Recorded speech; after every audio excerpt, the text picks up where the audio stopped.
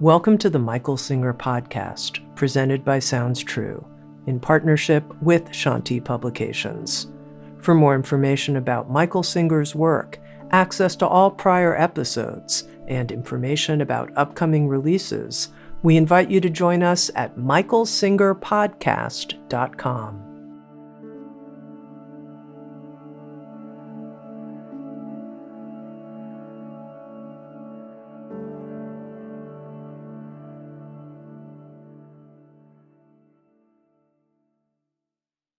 Jai Gurudev, Jai Masters. People discuss free will. Everything you do willfully is done with will. If you want your arm to move, you make it move. Nobody else did it. You did it. You sent energy, Shakti, you sent it down to those muscles, and they contracted, and they relaxed. How did you decide to do it? I don't care. You just did. Your nose itched. Somebody yelled at you. You thought of something neat. Got scared. Whatever it is. You move that arm. That is free will. So don't get into these things. People say you don't have free will. They say it with reason. They say it because they understand that you are the sum of your learned experiences. Therefore, it's almost like habit. It's like a reaction. Just, do you have free will? Well, no, because your sex drives are driving you, because your fear is driving you. And they say that's not free will. Fair enough? Because you do have drives. All kinds, not just physiological, psychological, the things that make you act. So they're saying that you don't really have free will. It's not true. The truth of the matter is, if you really didn't want to give in to anger, you could not give in to anger. You've done it. You've been in situations where you're boiling with jealousy or with fear or anxiety, and it's not proper to express it in that environment, and you hold it together, don't you? Yes or no? You've never held it together. You used will, didn't you? You're in there, and you're in charge. You don't act it, do you? You don't always take it, but you are in charge. In fact, let's get right down to it. You're the only one in there. Mommy's not in there. Daddy's not in there. The snake's not in there. The frog's not in there. You're in there.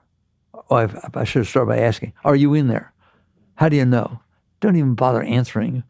That's how much you know you're in there. Were you in there yesterday? Are you sure? Do you remember? It doesn't matter. You know you were in there yesterday, don't you? Were you in there 10 years ago? Are you in there? Oh, that's a good beginning. Happens to be the end also of all spirituality. You're in there. Are you alone in there? Well, in terms of other people, places, or things, yes, I'm alone in here.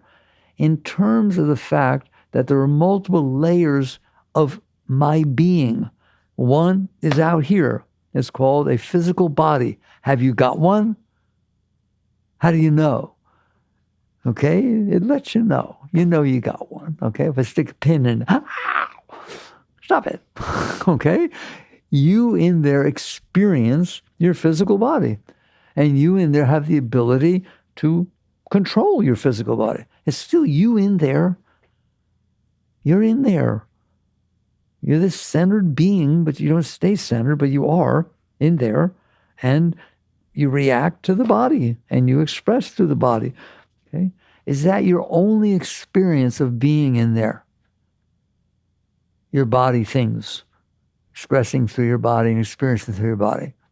No, I'm in here and there are these things called thoughts. I don't see your thoughts.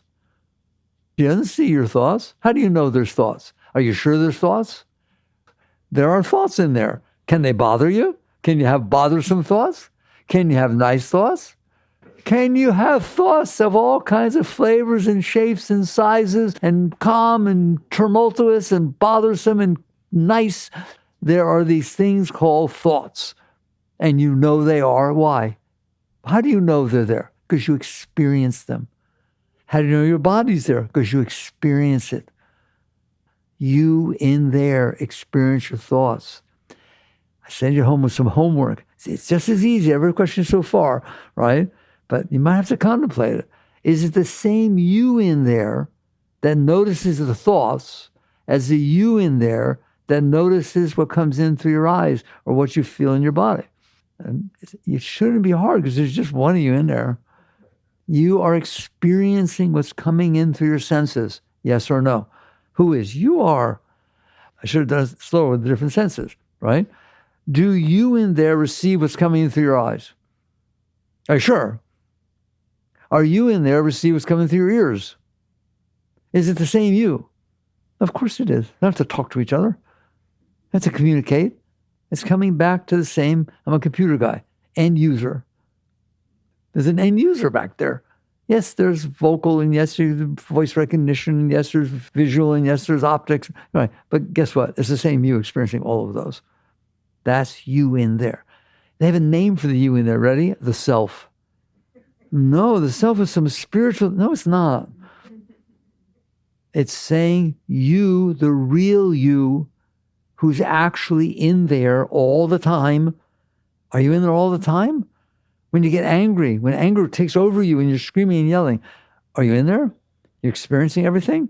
You're experiencing the anger? Expressing the anger? Who is? You are. So get that straight. This thing, the self, that's a mystical thing. It's you. Yogananda called the highest spiritual state, he didn't call it enlightenment, he called it self-realization.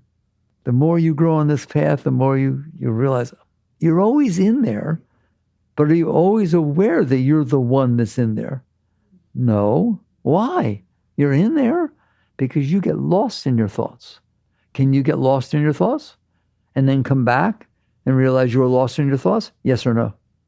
Can you be reading a book and turn the pages very regularly and realize you didn't read a single word? Not one single word got in there. Your eyes passed across it, right? But you in there were paying attention to something else. Can you do that? Pay attention to something else. Can you not? See, you're in there. You have will. The problem is, it's sort of like your solution is that you're conscious, and the problem is you're conscious. The spiritual question is not, are you conscious? You're obviously conscious. It's what you're conscious of. It's not, is the light shining? It's what it's shining on. Because that light can move and can shine on anything, can't it? But what it's shining on is what it's experiencing. What you're conscious of is what you're experiencing. Self-realization is when you're conscious of being conscious. The object of consciousness is consciousness itself. That's what Patanjali says in the Yoga Sutras. He defines meditation not as pratyahara, the ability to transcend your senses and not get all lost in your senses, and not as dharana, which is the ability to concentrate one-pointedly, totally one point on one thing inside with no distractions at all. He didn't define that as meditation. He said dhyan. What is dhyan? That one-pointed awareness that was focused on a candle or focused on a mantra or focused on a thought or focused on your breath, one-pointed awareness is now focused on consciousness itself. It's focused on the source of consciousness, not the object of consciousness. And he called that meditation. That is meditation. It's not what you're meditating on. It's who's doing it, who's in there. And that master called self-realization. Nice word for it, isn't it? You've realized the nature of who's in there. You've realized the nature of who's in there, not what it's aware of. What is in there that is aware. And what every one of them found out was the God word. When you're not distracted by your thoughts, when you're not focusing on your emotions, when you're not caught up in what's coming in through your senses, you get to be you. Just the you in there. And every one of every tradition said, when that state was reached, it was like being with God. I was no longer, I usually do it at the end, I'm going to do it right now. You in there, let's talk about it. Make believe you're not distracted. That's what we call meditation, all right? You're not distracted by your thoughts. You're not distracted by your emotions. You're not distracted by the physical things that are coming in through your body. It's possible. Do you think it's hard to not be distracted by the physical things that come in through your five senses? You do it every single night. Your consciousness withdraws from your senses. Otherwise, you don't fall asleep. Patanjali describes that in the great Yoga Sutras, one of the greatest treatises of yoga. He calls it pratyahara. Let's give it a big name. Withdrawing from the senses. You do it every night. Are you still conscious when you withdraw from the senses? You're not conscious that you withdraw from the senses. You'd have to be conscious of the senses. But you're conscious. Do you have dreams? How do you know? Shh. This is a spiritual discussion. How do you know you have dreams? I guess because I'm still conscious. Oh, so the dreams are the things I'm conscious of. Instead of being conscious of what's coming through my senses, I'm conscious of what's going on in there in my dreams. Is it the same consciousness? When you wake up, do you say, I had this amazing dream? How do you know you weren't there? You weren't there. I walked in the room. I called to you. You didn't even answer. And you didn't wake up. Nothing. What do you mean you had a dream? How would you know? Because you were there. The same you. Your consciousness was just withdrawn from your senses. See, it's a spiritual discussion, isn't it? We're talking about you in there. That's the self. So you have dreams. Have you ever gone to sleep, woke up in the morning and turned to somebody and said, I slept so deep, I didn't have any dreams? Yes or no? How do you know? How do you know there were no dreams? I thought you weren't there. You're always there. You're always there. When science, medicine, talks about the unconscious state, I've looked this up carefully. They're saying that your consciousness is not aware of the outside world. You are in an unconscious state. Doesn't mean you're not in there. People have near-death experiences. They say you flatlined. Well, you're surely not in there then. How come you come back and talk about white lights and tunnels and seeing relatives? By the way, I don't care if you really saw that or not. You were aware that something was going on in there. You're always there. Can we just stop for a moment? You're always there. You ready? And you will always be there. That is the nature of consciousness. It was in the beginning before all else was created. It will be in the end after all else falls away. Never was a time it was not. Never will be a time it is not. It is what is. All right? Now, what I'm going to tell you, when you come back far enough to where your thoughts are not distracting you, your emotions are not distracting you, it's meditation, right? Or deep sleep. They're not distracting you. Your body's not distracting you. Are you enlightened? No. Are you self-realized? No. Okay? You're still aware of yourself. Now thinking about it, but you're aware of your being. You're aware that you exist. Master used to call that a semi-superconscious state. Very deep state, very peaceful. Of course it's peaceful. There's nothing distracting you. You can have a restless sleep. You were distracted the entire time while you were sleeping. You didn't get very far away. The thoughts were bothering you and you didn't feel very relaxed in the morning, did you? Versus if you go way back there and those states you talk about, it went so deep, there were no thoughts, there were no dreams. You wake up very, very refreshed, all right? Because you went further back. But what's the difference between being there, or I'll use your words. What's the difference between witness consciousness? You like that word, right? Mindfulness, witness consciousness. Is witness consciousness enlightenment? Absolutely not. Witness consciousness is not enlightenment. Witness consciousness is coming back to the seat of consciousness from which you look down and witness your thoughts and witness your emotions and witness the body and witness the world.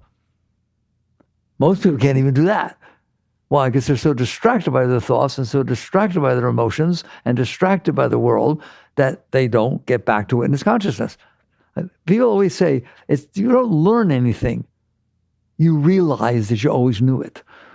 You're always in there, but you are definitely lost in your emotions and your thoughts almost all the time, okay? And the body, and they work together. Something happens outside, it makes your thoughts go, makes your emotions go, which makes your thoughts go, which makes the outside. Okay? And living in Ted, I call it the 3-ring circus, right? Got 3 little rings going on there, pulling at your consciousness, don't you? Okay. If you get back to true witness consciousness, what does it mean? It means you notice there's a thought. You're not the thought. It doesn't even pull you down into it. It just comes and goes. You all think that's a deep state. It is a deep state relatively, but it's not very deep. Why? Because you're still separate. You still experience yourself who's there looking at what you're looking at as you, as a separate entity. Okay? The greater states, the ones the masters went into, are when you're there for so long and having been through so many experiences you had to go through to where they don't pull you down. Oh my God, I'll cry. Can we talk at this level? They don't pull you down into them. Can they be there? Yeah, but they just pass right through. They don't have enough pull on your consciousness to distract you. I told you, they once asked Ramakrishna, one of the greatest masters ever lived off the face of the earth. Unbelievable how deep that being was. They asked him, Master, does an enlightened being ever feel anger? And he said, yes, but it's like riding on water. Just passes right through. Can you read what you wrote? No. It didn't pull you into it. It just passed through. All right? So when you're back there and you reach a state, and we're going to talk about how you get there, you may be very surprised by how you get there, to really get to a state like that.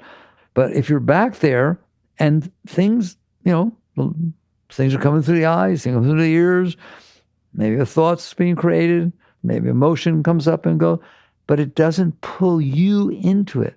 It's called becoming established in the seat of consciousness. You're not being pulled away from the one that's aware. It can still be a little aware, but it doesn't get pulled down. So it stays in the seat. You can live your life that way. You listen to me. You can run a business. You can be married. You can have children. You can do everything. You can protest. It has nothing to do with what's going on below where you sit. It's just not pulling you down into it. Can you have strong political views and not get pulled down into anger, fear, judgment, hatred? Yes. Yes. Yes, you can. They're there. It's there. You have a personality. It's there. You understand that? You have tendencies to think certain ways and so on. But you're noticing those thoughts. You're not lost in those thoughts. You're not married to those thoughts. You're not getting involved in those thoughts. You can be driving your car and someone runs a red light. You're ramming your brakes. The car goes spinning around, and thank God you know how to drive decently, and you don't hit anything. And guess what you do? You turn around, you just keep driving. You don't even tell anybody. It didn't have enough of an impression on you to leave an impression on you. Can you ever have that state? Don't answer me yet till I trick you. You're in that state at least 95% of every single thing that comes into your senses passes right through. The white lines on the road, the clouds that go by, the person you don't know, all of it. Do you experience it? Sure. Do you drive by trees? How do you know? Because they come in and they go by. But what if you drive by a tree that looks a lot like the one you fell out of when you were 5? All of a sudden, bye-bye. Bye-bye. When will you come back? I don't know. I'm crying. All right? It stimulated something inside that brought up something strong, an emotion, a thought, a fear, a desire. Those are strong things, fears and desires, are they not? Kind of hard to sit back there with a burning fear, a burning desire. You get pulled into the thing. Why? Because you want to, oh no, don't go in there. I'm sorry. Why? Why do you get pulled into it? If it's fear, you want to get away from it. If it's desire, you want to get it. In other words, I have to do something about that. It wasn't a white line in the road. It wasn't a cloud passing by. I have some action item here. I can't be feeling this fear. Why? Because I don't like it. I don't want to feel the fear. I have to go yell at people or do something or run away or get rich and sail off somewhere. I have to do something. I have to create a life where I don't feel the fear. Well, then you're busy. Then you got pulled down, didn't you? You couldn't handle the fear. You couldn't handle the experience. You handled the white lines. You know, the fact that it was raining yesterday, but not if you wanted to go camping with someone you really love. No, you're not okay that it rained yesterday. So if you don't have to do anything about it, doesn't mean you can't do something about it. I really like that distinction. Let's just go slowly. You don't have to do something about it. You're married with children and you decide to take tennis lessons. This is, standard stuff. You decide to take tennis lessons and he's really cute and you get a little bit attracted. Don't blush. Do you have to do anything about it? Or can it just be an experience that you experience that comes in and passes through? Same with fear, same with desire. But if it pulls you down into it, you're not there anymore because you have to act. You have to use your will to do something about it. Oh, I want to see him again. Oh, I shouldn't see him again ever. I should take a lesson. Oh, boy, you didn't handle that very well, did you? Has anybody ever had problems handling things like that or like anything? Do you ever not? That's spiritual growth. All right? You're already established in the seat of self. You just get distracted from there. As I've grown, my teachings have evolved. It is not about going to God. It is about not leaving. You're already there. You're just being pulled down into your thoughts, your emotions, your physical experiences. They're distracting you enough to where you've become addicted to staring at them. Do you have a personality? No, you don't. It's something you pulled around yourself to protect yourself and define yourself, and then you present it to people and you hope they like you and you worry about whether they like you. That's pretty complicated in there, isn't it? Who did all that? You did. Why? Because you couldn't handle it passing through. What? I don't know, pretty much anything. Seriously. Can we give an example? You love somebody, a real lot. Really tremendous love. And you're embraced. It's just one of those beautiful moments. And you can't help yourself. And so you say with such depth, heart, God, I just love you so much. I can't even handle it. I love you so much. And they don't say anything back. How you doing? Or they do say something back. So you say, I just love you so much. I can't even handle it. Yeah, I love you too. How you doing? That's how much you can handle. It has to be exactly the way you want it. At the right time, in the right tone, in the right everything. Take a breath. No wonder you're caught. Pretty sensitive in there, isn't it? Can you get scared of a mosquito? Can you walk out into the field and you see a little rustle in the grass and get scared? Could have been a snake, and it could have been a rattlesnake. It could have been a beetle. Doesn't matter to you. You're going to make a thing out of it. I don't like walking in the woods. I don't swim. I don't swim in the ocean. Why? What are you, crazy? There's sharks. Do any of you swim in the ocean? Have you ever swum in the ocean? Some people don't. It's like you got caught. I don't know, go cry. And now we get down to what I always teach you. How'd that happen? To me, by the way, I don't have to argue for it. That's the fall from the garden. I know what state you're in. You're a very great being. You're filled with joy. You're filled with ecstasy. You're filled with divine presence all the time. That is who you are. You are Satchidananda, eternal conscious ecstasy. That's the truth, period. Every one of you, every person, that's what's there. But it is distracted and pulled down. And then when it doesn't feel good or feels too good, it feels too good, you don't want it to go away. It doesn't feel good, you want it to go away. In both cases, you have been pulled down and become the actor instead of the experiencer. And then you build out of the things you hold on to, the experiences you had, you cling to it. You hold on to it. I always play with you guys to say the funniest thing that I've ever seen about human beings are, they're a very funny species. Why?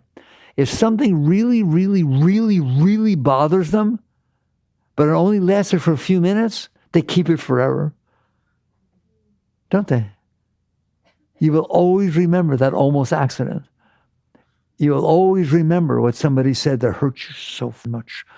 Why would a species that's supposed to be the most intelligent species in creation think that it's wise to hold on to and keep forever that which hurt them the most? That's Freud. It's called suppression. Repression and suppression are, it happened, I experienced it, I know I experienced it, but I didn't like experiencing it, and I don't ever want to think about it ever again. You know we don't talk about that around your father. You know you can't. I told you can't talk about that. He gets all upset. Why? Because he's got this stuff he kept in there. And you touched it. And we got any stuff in there? And you got to be careful that it doesn't get touched. You end up, a normal human being has devoted their life to avoiding the things that happened before that didn't feel good and trying to make happen again that which made them feel good. And people come to me, they say, but isn't it good to go with your desires? And why would I want to feel fear? To devote your life to hide from yourself, that's hilarious. No, I'm in love with you. And yes, I know you just got a job in Arizona and Phoenix, and I just can't go there. I'm sorry. I can't go with you. Why? There are rattlesnakes in Phoenix. I saw them on the web. You literally devote your life to the garbage you stored inside. Okay? That's who you pick for your mate. That's what you pick for things. If somebody says to you, you don't have children? No, I don't have children. Okay, fine. Why? When I grew up, I had a terrible time with my parents. It was really rough, and then they got divorced. I don't have kids, put them through that. That sounds rational to you, right? Do you have children? Oh, lots of them. 12. On an entire football team. Why? Well, I grew up as a big family, right? And everybody got along. It was wonderful. Well, not everybody had a big family. Everybody got along. But that's how you think. You've been patterned by your past experiences. Psychology says man is the sum of his learned experiences. You're not. You're the consciousness that's being distracted by the sum of your learned experiences. How's that? So what does it take to be able to reach the highest states? Now that we laid some of the groundwork about why, that is a fall from the garden. I told you that. You're back here, but you're not. Why? You fell into what? Into you. You fell into the I, me, mine. You fell into your past experiences and the model you built inside your psyche about who you are and what you like and what you don't like and what you prefer and what you can handle, what you can't handle. Okay? That consciousness falling into ego, falling into the psyche. Do you have to? No. I started this book telling you. There are times where you controlled that and maybe you breathed. Maybe someone was talking to you, saying things that was bothering you, and you said, whoa, wait. If you're going to talk about that, I need a moment. You hear me? By all means, do what you need to do to not freak out. Do what you need to do to stay relatively centered. Meditate in the morning, meditate in the afternoon, take some time, do mantra. Yes. Why? Because otherwise, I don't want to see you. I don't want to see what you're doing and what you're up to and what's going on, because I know what's going to come out of you. What's in there? That's what's coming out, is what got hit in there. Okay? And don't you one moment think that you decide what you like or decide what you don't like. That is not true. They're programmed into you by your past experiences. All right? And so you get to the point where you understand you have been programmed. That's what your ego is. Your ego literally is you held on to certain things, mostly because you didn't like them. The ratio between what you held on because you liked it and want to happen again versus what you don't want to happen again is a 1,000,000 to 1. The slightest thing in the world you don't like, not the slightest thing in the world sends you into ecstasy. You're driving in traffic, somebody's driving 5 miles an hour below the speed limit. You can't handle it. It's 95 degrees out, not 89, 95. Can't handle it. You drop some ketchup on your pants at lunch. It's like you can't handle anything. How many examples can I give you that send you into ecstasy? Very few. That's the ratio. So you've stored all this stuff in here. including a friend walked by yesterday or 2 days ago. You called out, Sally. She didn't even turn around. That's your best friend. She didn't respond. Do you know that's still in there? Do you know the next time you see Sally, you might walk the other way? Just because you don't want to ask, why would you ignore me? She had earbuds on, by the way. She didn't hear a single thing you said. But that's not what your mind said. Anybody hearing me? You built some stuff in there. Every one that you kept, you built a model of yourself. They're like bricks that you built a house out of. And you built them and you hold them. And what happens if somebody challenges one of those bricks? You defend it. Do you ever defend yourself? You don't defend the self. Why would you defend the self? It's an ecstasy. It's fine. Somebody walks up to you and says, I hate your guts. They're the most terrible person that ever lived. You're still smiling. It's just something somebody said. Maybe you have to deal with it. Maybe you don't. But it came in and went through. You're still you. You didn't get pulled down into it. Is it possible? Of course it's possible. You're the one who heard it, but it hit your stuff. And so you end up defending yourself. And that is what those bricks are. And that is what your ego is. Somebody once asked an enlightened master, Yogananda, they said, Master, what is the ego? You know what he said? The masquerading self. What does that mean? What's a masquerade? Pull something over your face so that you're hiding and other people can't see you. The self pulled the ego, the mask, around itself because it couldn't handle the experiences that happened, and now it's hiding behind that mask. Are you not? You're hiding behind that mask, all right? People are afraid to meet new people. They might not like me. I'd rather hang out with my friends. You go to the movies. 4 of you are going together. All of a sudden there's 5, but you never met that one yet. You're not always so comfortable. They might not like you. I don't know what to say to you. Are you willing to be honest about what's going on in there? That's the ego. You built it out of your past experiences, not all of them, the ones that you held on to, and now you hold that out. It's hard to live with a thing, isn't it? Because it has likes and dislikes. Don't you talk to me that way? Don't you come back in this house if you talk to me that way? What did I say? You said something about my grandfather. I didn't tell you how much I didn't like my grandfather. Well, give me a break. No. Not easy to interact with other people, is it? It's not easy to interact with you either. Even you to you. Can you cause yourself trouble? Are you getting adrift? What it means to fall from the garden. That Adam and Eve were in the garden. What does that mean? They're with God. Their consciousness is merged. It's all one. God created the heavens and earth and then came down to play. Like an artist makes a beautiful piece of art. Do they look at it? I guarantee you, when they looked at his paintings. Beethoven cut the legs off his piano because he was going deaf. You know this. And the piano sat on a wood floor on the second story so he could feel the vibrations. He put his ear near there because he couldn't hear anymore. That's how passionate he was about hearing his music. All right? So God created the heavens and earth. He vibrated. I can't get into that discussion of the quantum field. I'll do it some other time, believe me. All right? It's just a quantum field vibrating. So vibrations, agitations in a quantum field of energy makes quarks, leptons, and bosons, makes electron neutrons, makes atoms, makes every single thing you're looking at is not even here. It's just those vibrations. So God owned, and the universe came into creation. There's form. Well, what good is it if no one experiences it? God didn't make it so we couldn't experience it. He's an artist. Look at sunset. Look at it everywhere. Therefore, the consciousness that created it comes down into what it created. That's who you are. You are the ambassador, the emissary of divine consciousness coming down to experience the moment that's unfolding in front of you. Now I am going to cry. That's what Be Here Now is. There's no one else in there. There's just consciousness experiencing the moment it's experiencing. That's ecstatic. It's the sunset that pulled you away so deeply that you merged with it. And you came back and said, it touched me to the depth of my being. I felt like I was in the presence of God. You were.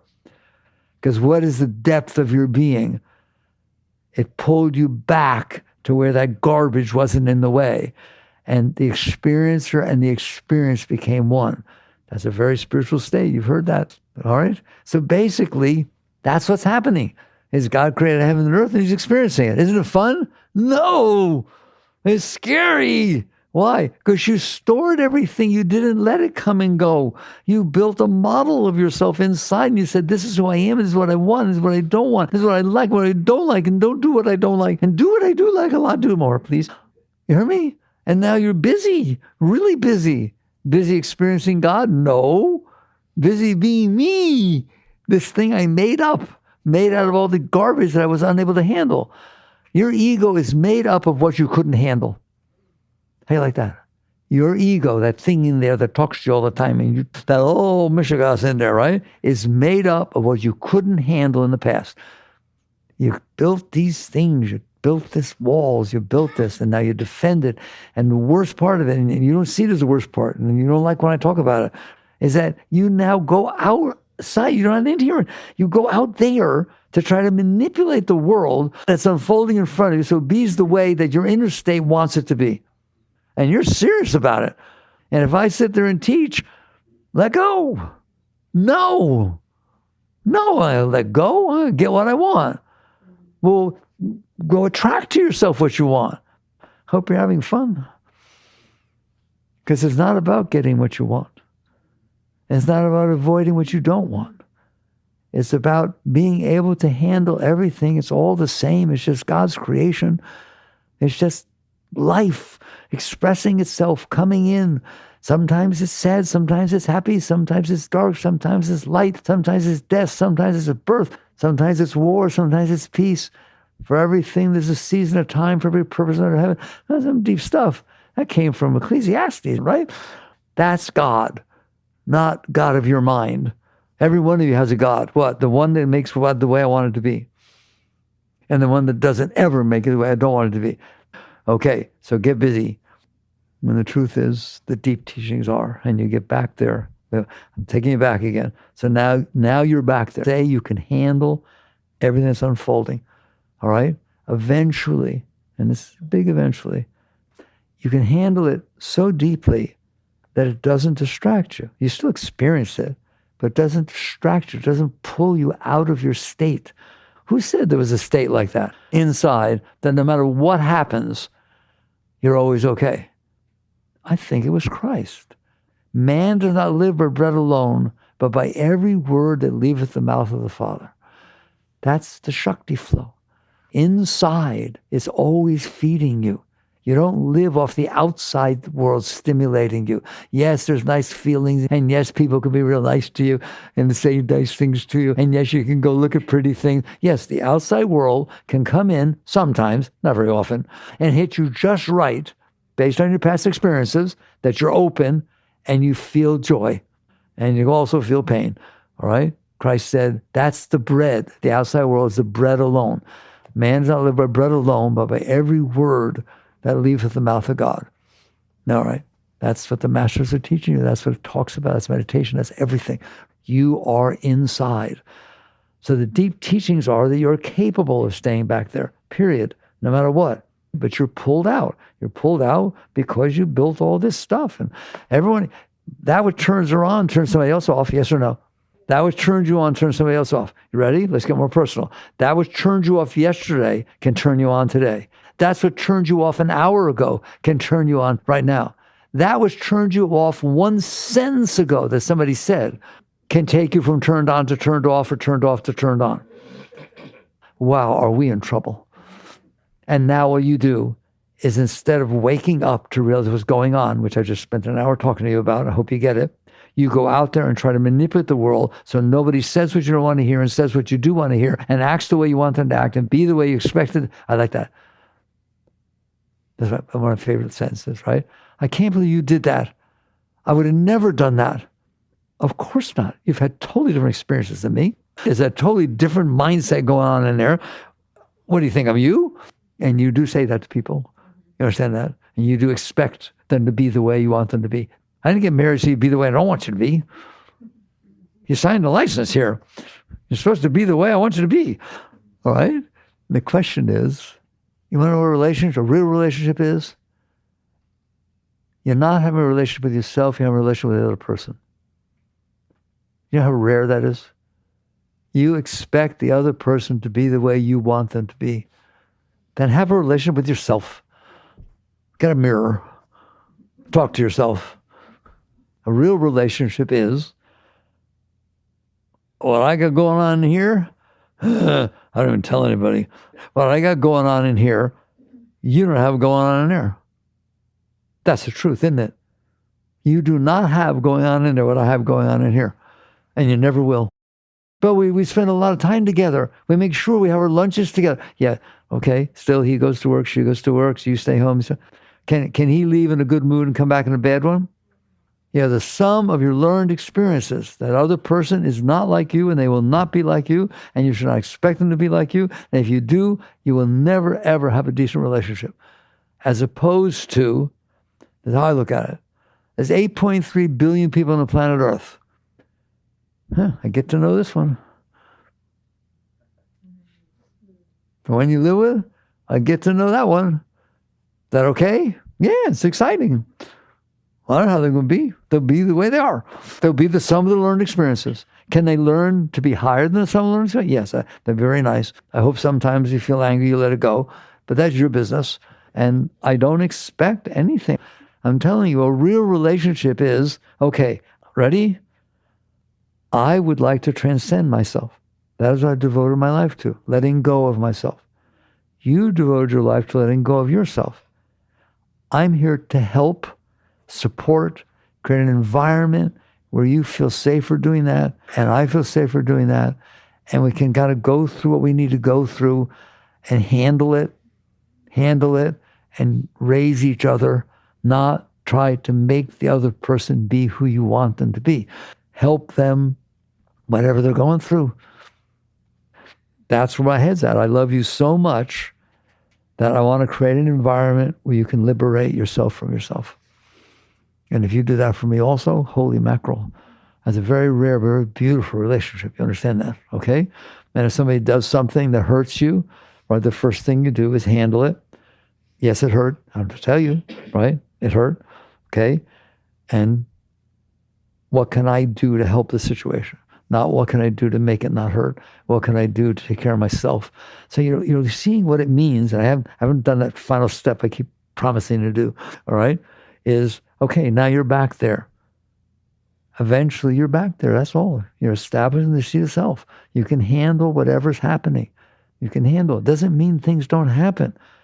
Doesn't mean, like, all right, let's get that straight. Let's say someone you love dies. Well, I guess I should be happy. No, I'm not saying that. I'm saying you're going to feel loss. Why? That's a very human emotion. It's a very human interaction. And you got one of those guys in there. You're going to feel loss. You're going to feel sadness. The question is not, are you going to feel it? Is it okay that you feel it? Do you see the difference? I'm resisting it. I don't want to feel this. Is terrible. I can't believe he left me. He said he would never leave me. Okay, be screwed up for your whole life because somebody died and blame them. People do that. As opposed to, it hurts bad. I feel tremendous loss. Is that okay that you feel that? There's a beauty in loss. There's a beauty in darkness. There's a beauty in light. There's a beauty in everything. Romeo and Juliet, quite a play, man. Don't ever go see that. In the end, you don't like the ending. And you go back to see it over and over again. Why? Because there's a beauty in that depth of feeling of compassion and sorrow. Everything is beautiful. Uh-oh, you said it. Everything is beautiful if you let it come in and touch you. Doesn't mean you don't come back and do something about it. But you don't. That's my final word. You don't do something about it because you can't handle it. You do something about it because you can handle it. And then you're the person that's right to handle it. Because you don't come back with anger or fear or hurt. You come back with understanding and compassion. How can I help? Not help me. Normally we're trying to help me. Help me get what I want. Help me avoid what I don't want. When you don't have that and it passes through, you are a light in this world. Hear me? All right. So finally, you have come back. You're established in the seat of self. Isn't that enlightenment? No, it is not. is in witness consciousness, a state of deep witness consciousness where I'm aware of what's going on inside and I'm letting go. Come on, I'm going to paint it. I'm letting go, I'm relaxing, I'm releasing, and I can stay back here. Is that enlightenment? No, not even close. Why? Because you're still there. What do you mean? You are still there looking down. You're just not getting caught. Listen to me, because people won't talk to you this way. You're just not getting lost in it. You're not getting pulled down into it. You're not getting distracted. You're able to just see it, okay? But you're still there. You're still an individual. There's a thing called the soul and the oversoul, the Atman and the Paramatman. Everything we talked about so far is you're in there. You are the soul. You're the indwelling consciousness, but you're still indwelling. At some point, the great ones, the truly great ones, have gone so deep that not only does it not distract them, it doesn't even tend to distract them. It doesn't catch their awareness enough to even be aware of being aware. And at that point, you are like this drop of consciousness looking down at your stuff. That consciousness falls back. Why? Because nothing's pulling it down. Nothing's needing to be separate. It's a very deep state. Somebody asked me the other day, but I don't know if I want to go there. That's right. You don't know, but someday you will know. What did Christ call it? Christ's teachings were the essence of the deepest everything. What did Christ teach? You must die to be reborn. You cease to exist as the individual self, and you merge back into the source of self. My Father and I are one. So basically, at some point, that drop falls back. It doesn't need to be separate anymore. That is who you are. You are the divine descended, and you don't have to descend. You're welcome to. The great masters come back and dance. The great ones are able to come and go at will. Somebody once stopped Yogananda in a department. Yogananda came over in the 1920s. 1920. That's a long time ago. People were quite different than us. And he'd be in a department store, and somebody walked up to him and said to him, "Hey, Yogan," you don't know how to pronounce his name. "Hey, Yogananda, can you do that samadhi stuff? Can you do that samadhi stuff?" Master asked the disciple to go get a chair, put it in the middle of the hall of the department store, sat down, took a breath, raised his eyes up, and went bye-bye. You can come and go at will once you're done. That's called being done. That's what enlightenment is. You've merged, and you come back. Right? Do your thing. All right. Did we have a nice talk? Understand more now? You're a very great being. Are you willing to let go? Let go, and you'll find out eventually you can reach states like that where you're always going to be okay. Wouldn't that be nice to know you're always going to be okay no matter what? Don't have to manipulate everything to make it be the way you want. You get to be free. All right. Jagrata.